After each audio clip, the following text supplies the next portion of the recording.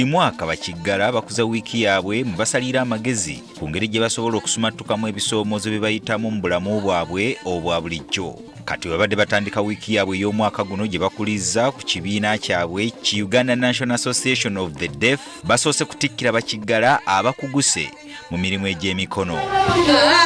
Wano ssenkulu w'ekibiina kyabwe Robert Nkwangu wategeereza nti kye kiseera gavumenti okuleetawo etteeka erikugira enkozesa y'olulimi lw'obubonero abantu baleme kulufuula kyakuzannyisa. Twagala etteeka ligende mu masomero, ligende mu malwaliro, ligende mu family, ligende n'awaka. Kiyambeko bakiggala okuba nga basobola okuwuliziganya.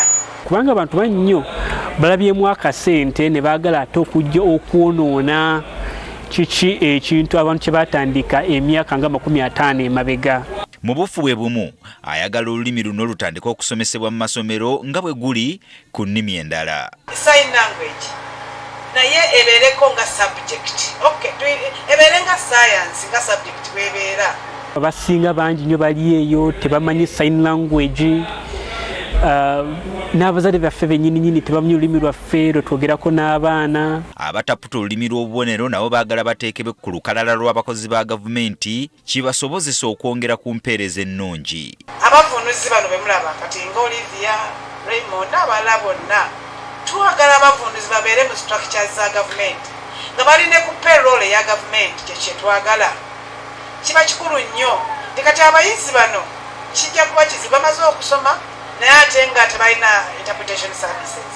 Ye akulira ettendekero lino Wycliffe Bukenya asabye gavumenti okuwagira abayizi abali mu masomero okubafunira ebikozesebwa nga bwe bakikola ku bayizi abalala. Kubanga abaana bakiggala bangi nnyo n'ate obuzibu ebyenfuna eby'abazadde tebalina kasente kali awo. Dr. Abel Mukakkanya Muwumba okuva mu Uganda Vocational and Technical Assessment Board nga yabadde omugenyi omukulu akalaatidde abatikkiddwa okukozesa byebakuguseemu okubangawo enkulaakulana mu bitundu byabwe. Kisobokera ddala bano abaana basobola okukola bulungi, basobola okubajja, basobola okutunga, basobola okukola emirimu gyonna egyo nga era basobola okusoma. Sabbiiti eno bakiggala mu nsi yonna bakola ebikujjuko eby'enjawulo okwetegekera okukuza olunaku lwabwe nga olw'omwaka guno wano mu ggwanga erya Uganda lwakukulizibwa mu bitundu eby'embalala. Akuwamma tekali emikolo ne kagimalayo kukya.